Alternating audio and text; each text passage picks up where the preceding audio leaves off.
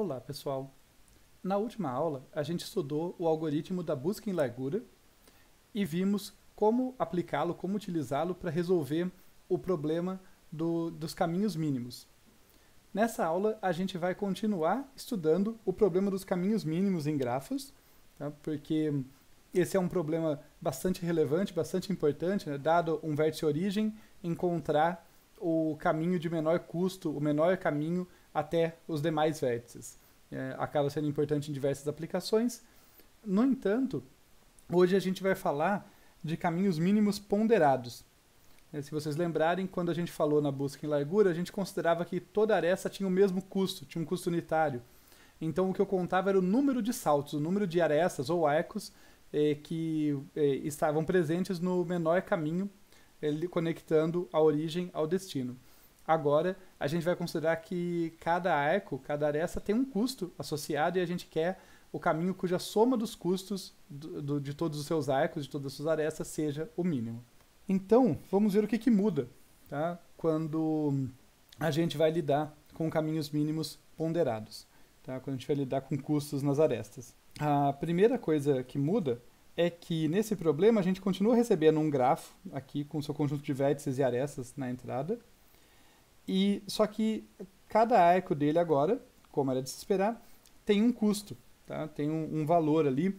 No caso mais geral, pode ser um valor real, tá? Negativo, positivo, fracionário, liberado. Em outros casos mais restritos, pode ser um valor não negativo, depende da aplicação. Pode ser só valores inteiros, tá? Mas por hora não vamos nos preocupar com isso. Só vou considerar que tem um custo, tem um valor associado a cada aresta. E a gente continua recebendo um vértice origem, né? Afinal, na definição do problema, a gente quer encontrar todos os caminhos da origem aos demais vértices, né? Os caminhos mínimos, o custo e encontrar os caminhos mínimos em si. Um detalhe técnico, então, aqui já para começar, a gente vai ter que aumentar a nossa estrutura de dados. Então, a gente estudou como implementar grafos, né, lá representar os vértices, arestas e como implementar operações sobre essa estrutura que a gente estava montando. Só que agora tem custos. Tá? Então, pensando aqui na lista ligada, tá? Se vocês lembrarem aqui a representação da lista ligada, a gente tem aqui um vetorzinho de listas ligadas, uma para cada vértice, né? E de cada posição desse vetorzinho sai um apontador para uma lista. Essa lista aqui, eu vou até apagar e fazer maior, como listas costumam ser, ela é composta por células. Em geral, a gente tinha ali o rótulo do vértice e um apontador para o próximo da lista. Tá? O rótulo continua existindo, tá? Esse campo aqui ficou muito pequeno, vou escrever aqui fora. Vai continuar tendo o rótulo, que nada mais é do que o índice do vértice destino, né? Essa célula aqui está indicando para mim que existe um arco do vértice 0, porque ele está na lista do 0, até o vértice correspondente no rótulo, sei lá, vértice 3, vou colocar aqui só para representar.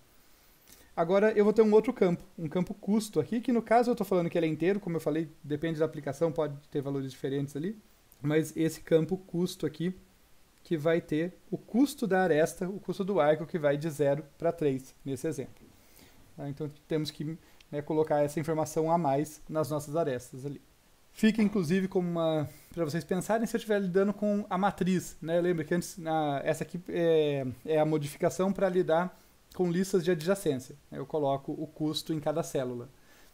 Se eu estiver lidando com uma matriz, que antes era uma matriz binária, né? Zeros e uns lá indicando se a aresta estava ou não presente, como que eu posso representar? Fica aí um quiz para vocês.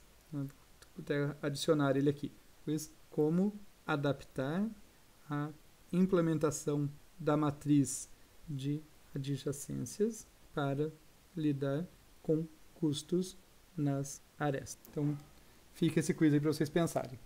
Como eu já tinha comentado, então, feita essa descrição da entrada e do que mudou na estrutura, o objetivo é encontrar o caminho mínimo, né, o valor do caminho mínimo, a princípio, de S, ali do vértice origem, até cada um dos outros vértices. Isso é importante, tá? Pode ser que em aplicações específicas eu queira só saber como conectar um determinado par. Daí eu posso adaptar o algoritmo para parar depois que ele encontrou ali o caminho que me interessava. Mas, em geral, quando a gente fala do problema do caminho mínimo, é da origem até todos os demais. Tá? E nós também gostaríamos que os caminhos em si fossem devolvidos. Tá? Isso é um ponto importante, a gente vai cuidar disso. A gente não se preocupou com isso na última aula, a gente só estava calculando a distância, mas tem uma adaptação simples no algoritmo que a gente consegue reconstruir os caminhos. A gente vai falar disso também. Só para falar aqui do grafo ponderado, dar um exemplo, né? Suponha aqui que eu quero saber qual que é o caminho mínimo de S até T. Tá? Então eu quero ir de S até T. E aqui, né, eu não estou falando nenhum método específico, só por inspeção, a gente pode ver que o caminho mínimo ele vai de S até V, depois de V até W, depois de W até T. E daí o custo dele, o custo desse caminho, vai ser 1, né, que é o custo desse primeiro arco, mais 2, que é o custo do segundo, mais 3, que é o custo do terceiro, vai ser igual a 6, e vocês podem verificar que as outras possibilidades, os outros caminhos que ligam S com T, têm custo maior do que 6.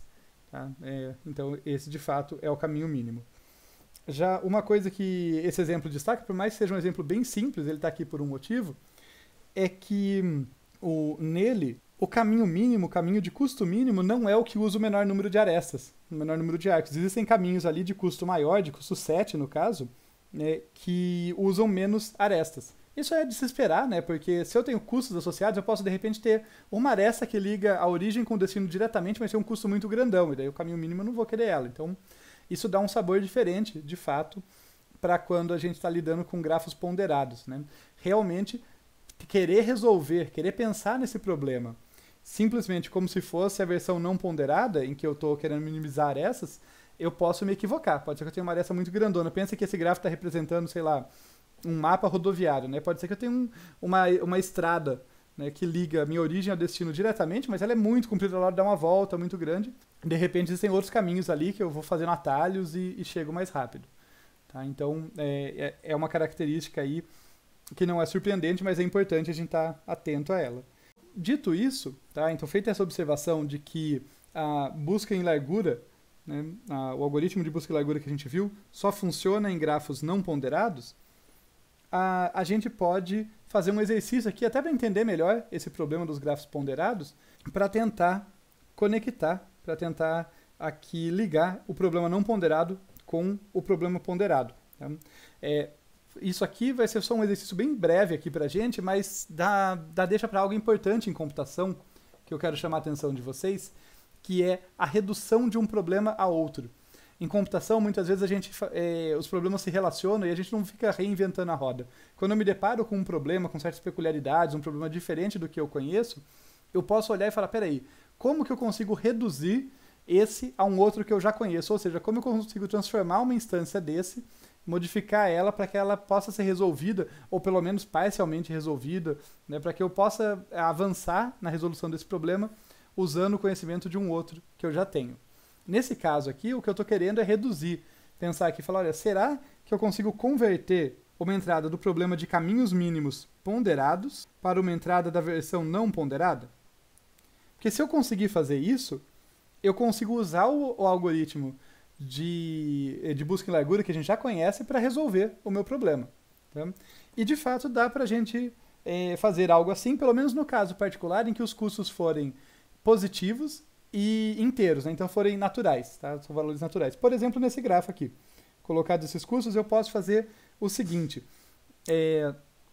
dado que eu quero, né, no grafo ponderado, que, por exemplo, um caminho que tem custo 6, ele custe 6 vezes mais do que um outro que tem custo 1, eu posso fazer, já que na versão não ponderada do problema eu fico contando o número de arestas que eu tenho ali no meu caminho, eu posso fazer ele ter 6 vezes mais arestas. Então, basicamente, o que eu faço é que eu vou trocar cada aresta por um múltiplo, ali por um caminho cujo número de arestas é igual ao seu custo. Tá? Vamos ver como que a gente faz essa adaptação aqui.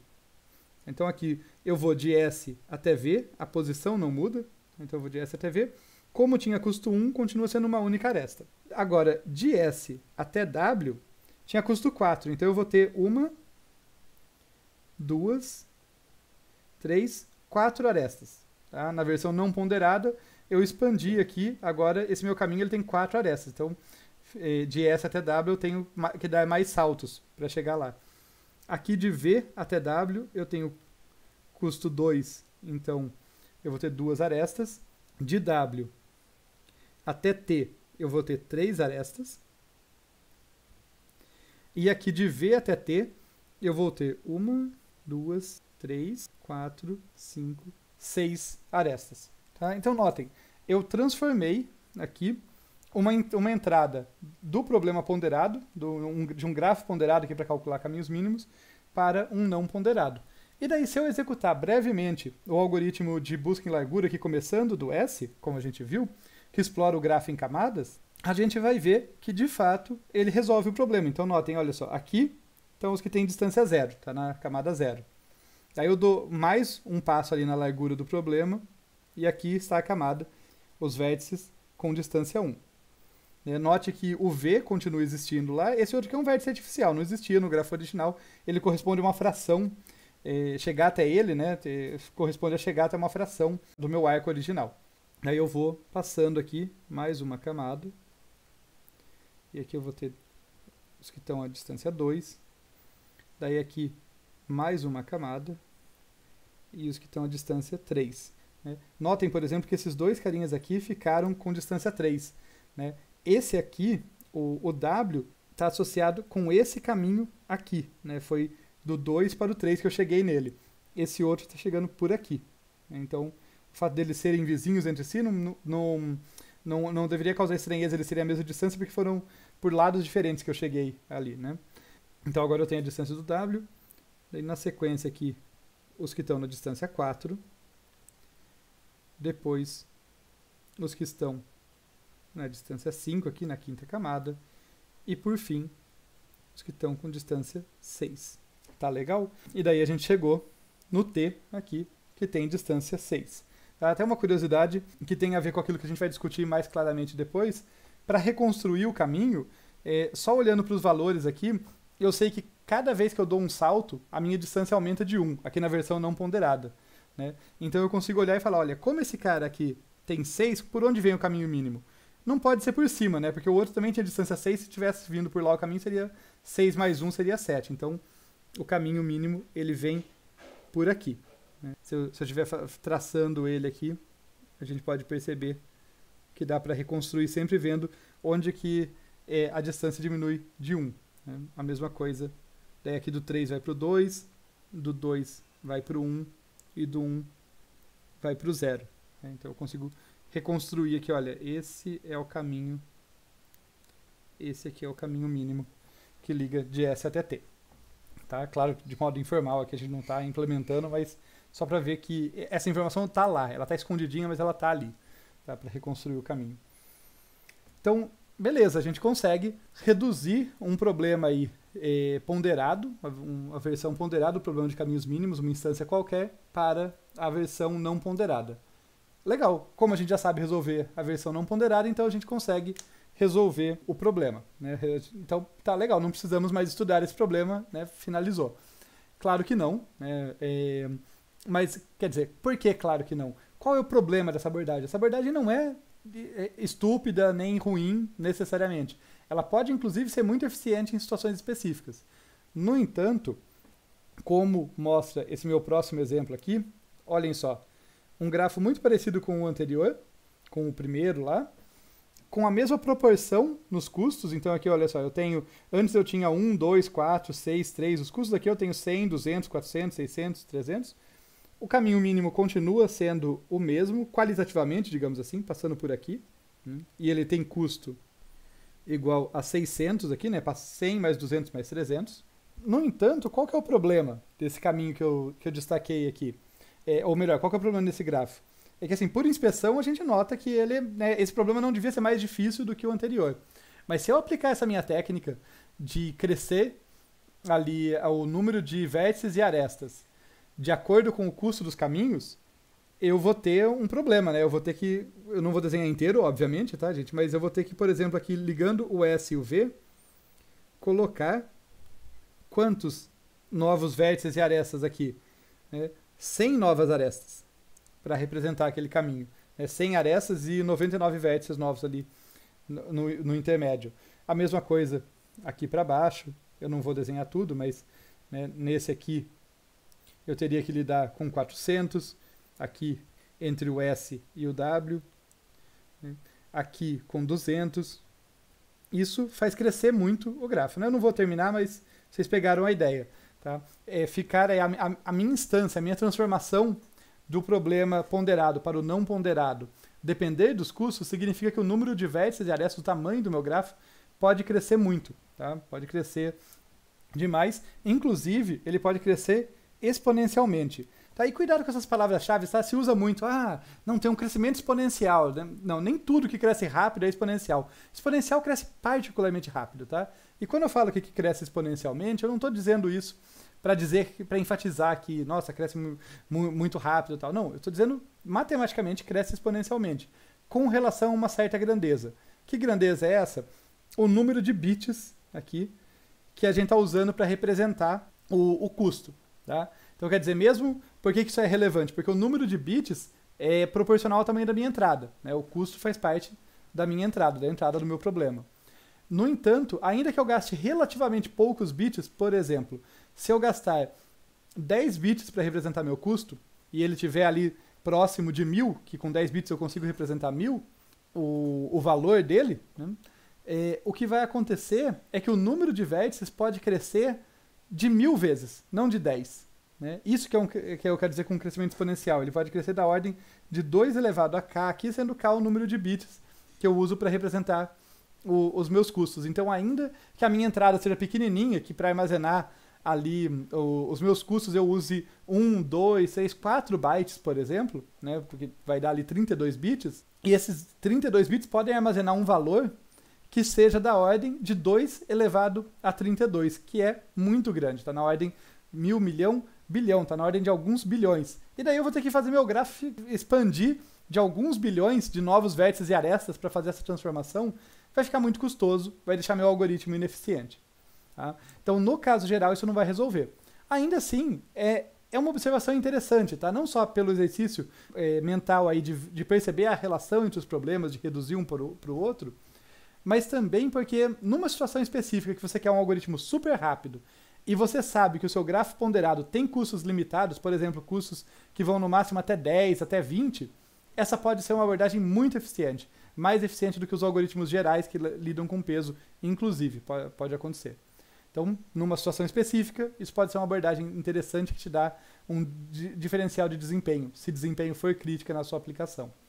No entanto, no caso geral, como eu já argumentei, isso pode deixar seu algoritmo muito lento, porque seu grafo vai ganhar um número exponencial de novos vértices e arestas. Então, não vai ser a abordagem que a gente vai usar como central. Tá? E o que a gente vai usar como central, então? Bem, a gente vai começar vendo o problema ponderado num tipo de grafo específico. Tá? Nessa aula a gente vai ver 2 algoritmos diferentes, que são usados em situações diferentes. O primeiro é para um tipo de grafo bastante específico, mas a gente vai ver um algoritmo muito eficiente. Tá? Então, a gente vai ter ali uma especificidade maior para qual que a gente está lidando, mas a gente vai conseguir, em troca disso, um algoritmo muito eficiente, que inclusive é interessante para a gente porque se baseia na solução de um problema que a gente já estudou recentemente. Então vai servir para a gente como uma aplicação de um conhecimento que a gente já adquiriu.